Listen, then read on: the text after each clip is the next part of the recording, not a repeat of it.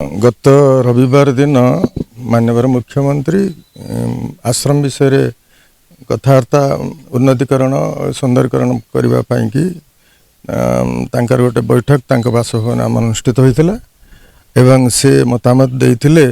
जे मु स्वतंत्र प्रशासन द्वारा कलेक्टर को आउ प्रशासक मान समस्त पठे क्षेत्रर बा परिषदर एवं आश्रमर उन्नतीकरण केमती डेवलपमेंट केमती करा गोटे खसड़ा प्रस्तुत कराइबे आज कार्य परिणत होइछि से माननीय कलेक्टर को पठेइछन्ति एवं अन्य समस्ते प्रशासन को समस्ते हाँ चीफ मिनिस्टर सेक्रेटरी मध्य आछन्ति अनूप शाह महोदय समस्ते आसी आज आश्रम समस्त परिषद विषय एवं किभଳି भाव थैथान करा जिवो सुंदरीकरण करा जिवो एवं आश्रम किपरि सुंदर भाव गठन करा जिवो से को विभाग सरकार अर्थ से माने तो स्वतंत्र भाव में स्वीकृत भाव में प्रभु को दान देइछन्ति से जगह को तेणु तांको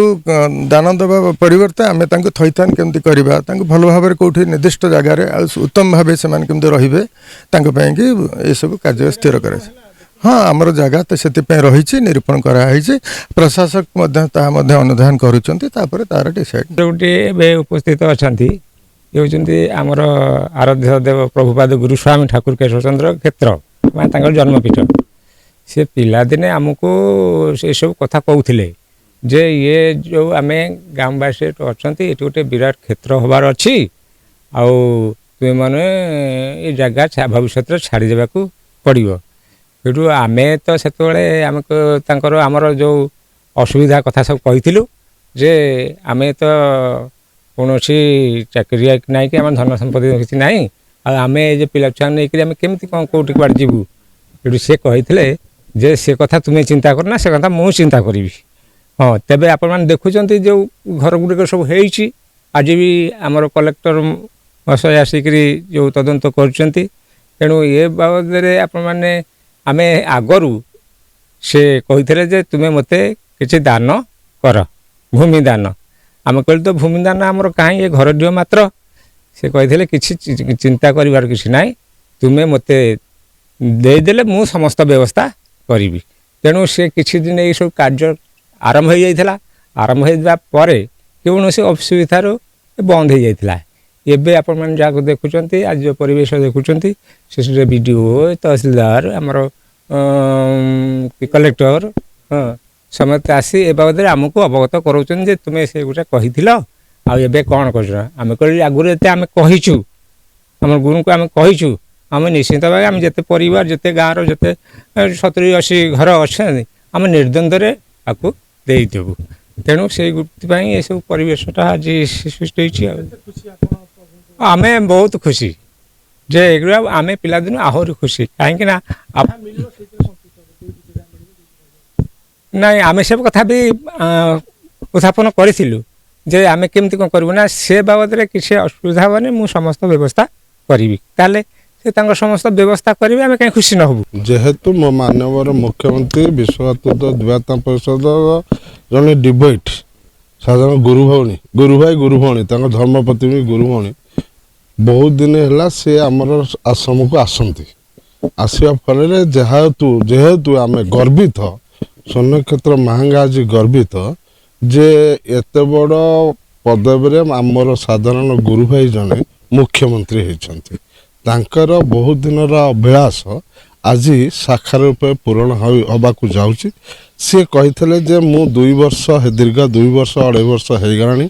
मु गुरु आश्रम को जापारी ना से मु दुखित ठाकुर डोरी है ना जहाँ डोरी जदि हम मुझी मुझी ठाकुर को गिफ्ट देवी से सुचारांग से गिफ्ट हिसाब से आम मान को डाकी आम जाइलु जहाँकि से किसी प्रस्ताव देलु जे ठाकुर को बापा माँ मंदिर ठू आरंभ कर दर्शन रूम पछुक रही जाए दर्शन रूम आ ठाकुर बापा माँ का मंदिर आगे आमर स्थानीय घर किसी बासिंदा से रही जाइछन्ति पूर्व पुरुषरू ରହିଯାଇଛନ୍ତି। ଯେହେତୁ ଆମେ ସେ ପ୍ରସ୍ତାବ ଦେଇଥିଲୁ ମାନ୍ୟବର ମୁଖ୍ୟମନ୍ତ୍ରୀ କି ସେ ପୂର୍ବପୁରୁଷରୁ ଯେଉଁମାନେ ଗରିବ ଗୁରୁବାଜନ ଓ 80 ପରିବାର ଆମେ ଦେଇଛୁ ଗ୍ରିଭାନ୍ସରେ। ସେଇଟା ଉଠିଗଲା ପରେ ଆମର ଫାଙ୍କା ହେଇଯିବ ବାପା ମାଆଙ୍କ ମନ୍ଦିର ଆଶ୍ରୀ ଦର୍ଶନ ରୁମ୍ ଫାଙ୍କା ହେଇଗଲେ ଦୂରାଦୂରାନ୍ତରୁ ଯେଉଁ ଅଲ୍ ଓଡ଼ିଶାରୁ ଯେଉଁ ଆମର ଭାଇ ଭଉଣୀ ଗୁରୁ ଭଉଣୀ ଆସୁଛନ୍ତି 12 ମାସରେ 13 ପର୍ବ ଚାଲିଛି। ସେ ଜନଗହଳି ବିଶେଷତଃ ଆପଣଙ୍କର ଇନ୍ଦୁ ପୂର୍ଣ୍ଣମୀ ଠାକୁରଙ୍କ ଜନ୍ମ ମହୋତ୍ସବ ଆଉ ଚୈତ୍ର ମାସରେ ଆମ ଚାରିଯୁଗର ଅଷ୍ଟପରି ନାମ ଯଜ୍ଞ ଆଉ ନାଗରଚୋଟି ଯେ ବାପା ମାଆଙ୍କର ଜନ୍ମ ମହୋତ୍ସବ ଏମିତି 12 ମାସରେ 13 ପର୍ବ ଚାଲିଛି। ଏବେ ଆପଣଙ୍କର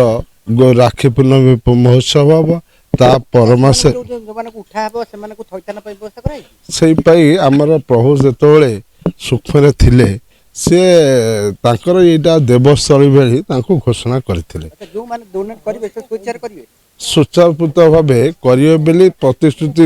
ମୋ ପ୍ରଭୁ ଶ୍ରୀ ଠାକୁର କେଶବ ଚନ୍ଦ୍ରଙ୍କୁ ଦେଇଥିଲେ। ତାପରେ ଏବେ ଆମେ ଯଦି ଆମର ସେତେବେଳେ କିଛି ପଇସା ଅଭାବ ଥିଲା କିଛି ପଇସା ଦେଇକି ଘର ହେଇଛି। ଆମେ 26ରୁ 28ଟା ଘର ତାଙ୍କ ନାମରେ ପଟ୍ଟା କରିଦେଇଛୁ। ଆଉ କିଛି ଦେର ବାପାଙ୍କର 4 ପୁଅ ବାପା ଆଜି ଜମି ଦାନ ଭୂମି ଦାନ ଦେଇଥିଲେ ତାଙ୍କ 4 ପୁଅ ହେଇଗଲେଣି ସିଏ ତ ଦେଇନାହାନ୍ତି ନା। ଆମେ ସରକାର କତିରେ ଡିମାଣ୍ଡ କରିଛୁ ସେ ବାପାର 4 ପୁଅ ବାପା ପାଉ ତାଙ୍କର ଭଉଣୀ ଯଦି ଘର ଜଇଁ ଅଛନ୍ତି ସିଏ ପାଉ 4 ପୁଅମାନଙ୍କୁ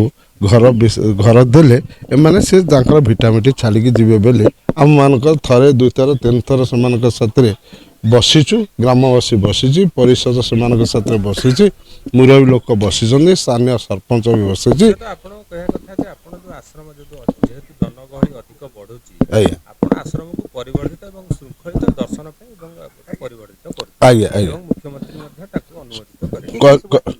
ଆଜି ମୁଖ୍ୟମନ୍ତ୍ରୀଙ୍କର ଅଫିସରୁ ଆସିଥିଲେ ଚିଫ୍ ସେକ୍ରେଟାରୀଙ୍କର ଏକ୍ସେଟ୍ରା କ'ଣ ଅନୁପ ସାହା ଆଉ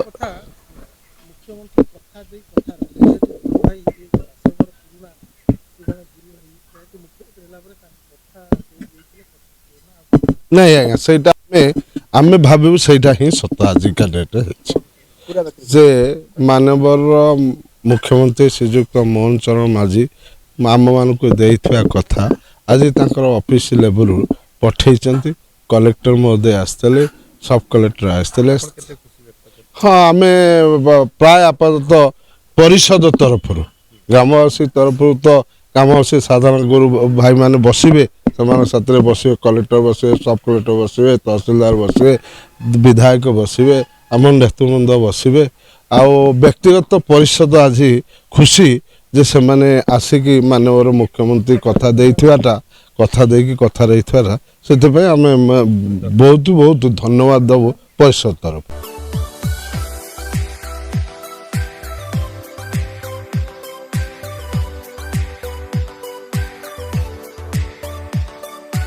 हॉलमार्क ऑर्नामेंट्स स्वप्नरू सत जाए।